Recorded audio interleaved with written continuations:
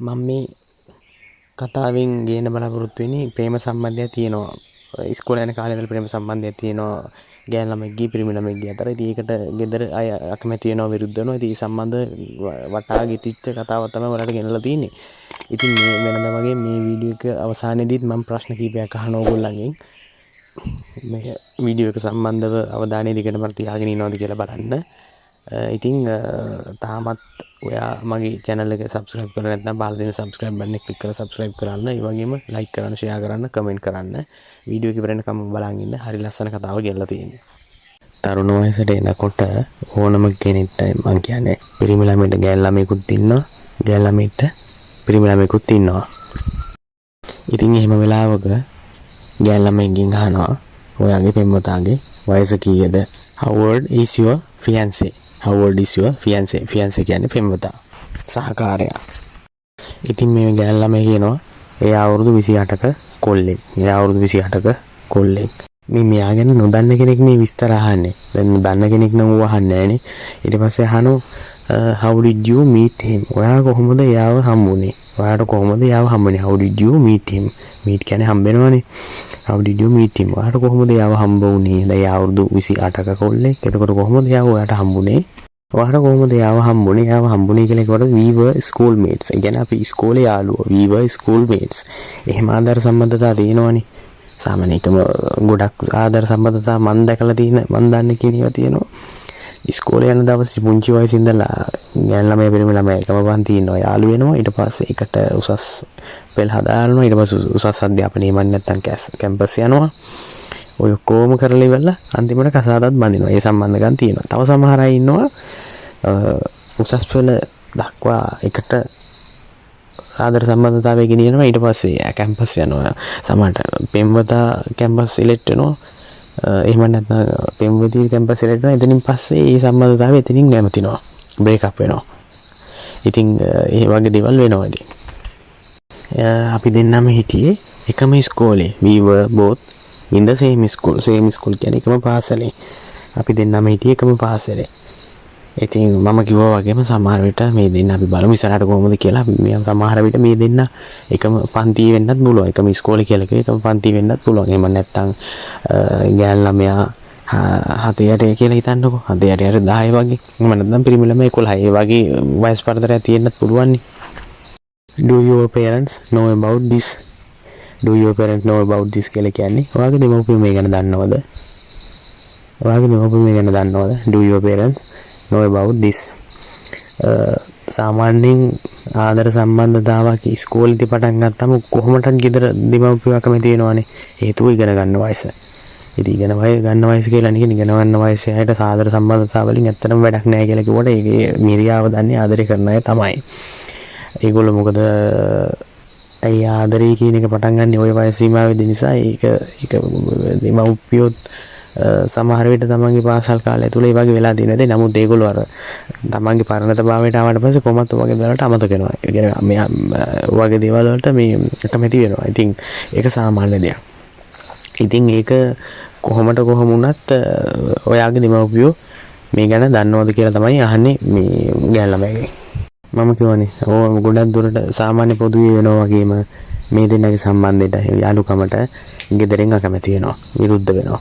they knew ඒගොල්ලෝ දැනගත්තා and disapproved our friendship. disapproved කියන්නේ අනුමත කරේ නැහැ, අකමැති වුණා කියන එක. our friendship කියලා කියන්නේ මිත්‍රත්වයට. අපේ සම්බන්ධයට එයාලා අකමැති වුණා කියන එක තමයි මේ කියලා තියෙන්නේ. disapproved කියලා කියන්නේ අකමැති වෙනවා, අනුමත කරේ නැහැ කියන එක disapproved.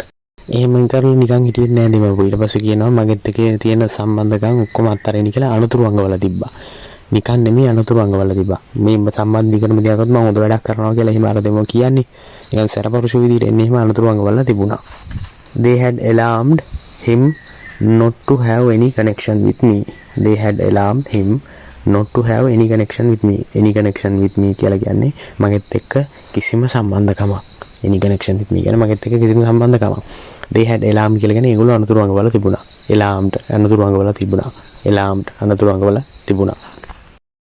එතකොට දැන් ඔය අය අතර කිසිම සම්බන්ධකමක් නැද්ද කියලා අහනවනේ. එහෙම අහනවනේ අපි සාමාන්‍යයෙන්. එතකොට දැන් ඔය අය අතර කිසිම සම්බන්ධකමක් නැද්ද?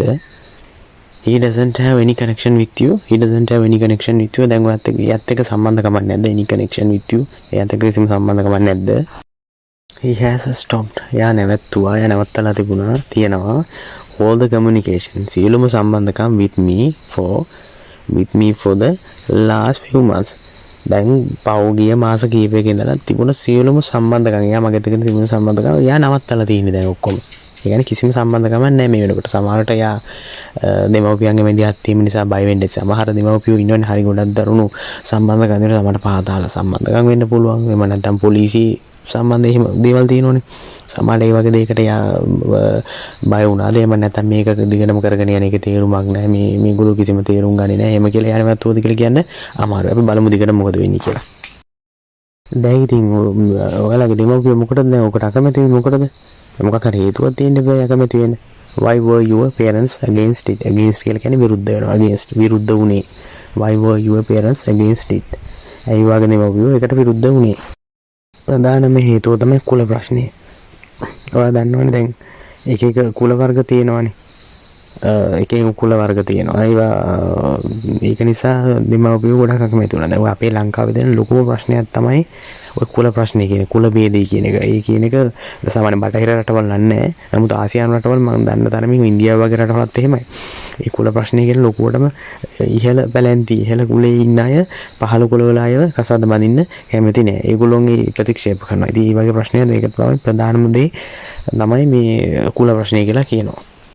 mainly the caste problem. හොඳට මතක තියාගන්න the caste කියලා කියන්නේ කුලය. caste කුල ප්‍රශ්නය.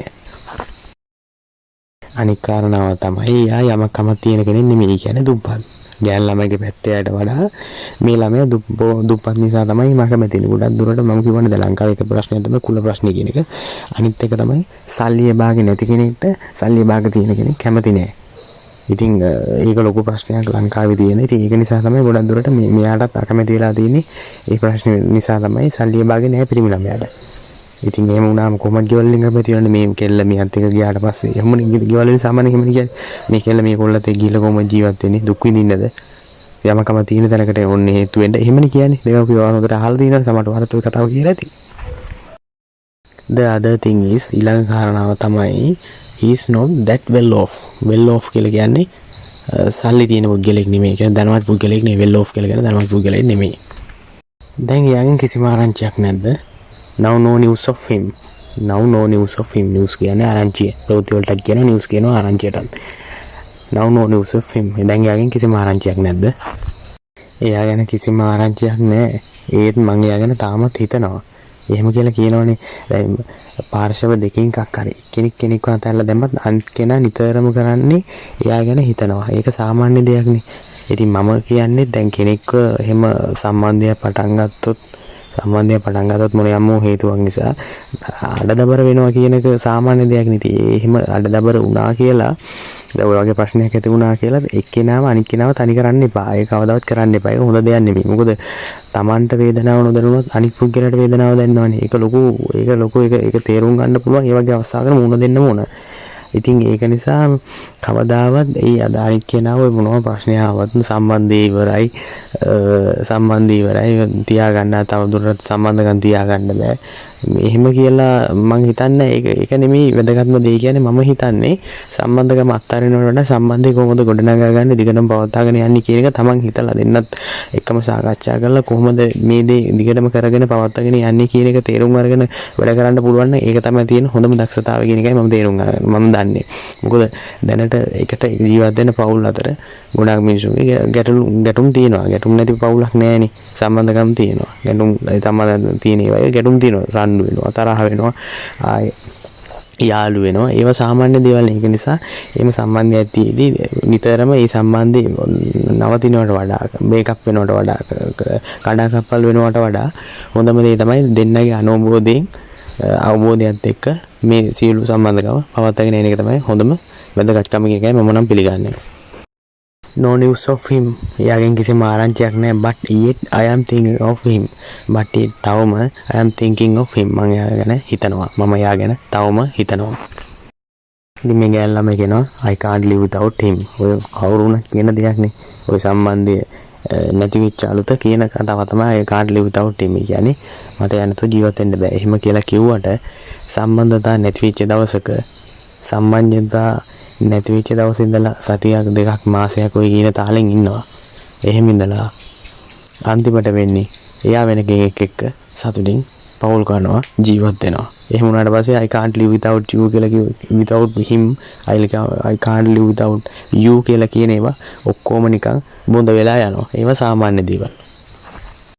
I want to make him my life partner. මට යාව විවාහ කරගෙන ඉදිරියට යත් එක ජීවත් වෙන්න ඕනේ කියන කතාව මේ කියන්නේ. එයා මගේ ජීවන සහකාරය විදිහට තෝරගෙන තියෙන්නේ මම. ඒක නිසා යත් එක දිගටම ජීවත් වෙන්න ඕනේ කියන කතාව තමයි කියන්නේ. I want to make him my life partner. හොඳටම බලන්න දැන්. මෙතන මේ ගෑල් ළමයා හිතන විදිහ. ගෙදරින් අකමැති වෙනවා කුල ප්‍රශ්නේ කාස් ප්‍රශ්නේ නිසා එතකොට well off එහෙම නැත්නම් ධනවත් දිනුකම ප්‍රශ්නේ ගැටලුවක් වෙනවා.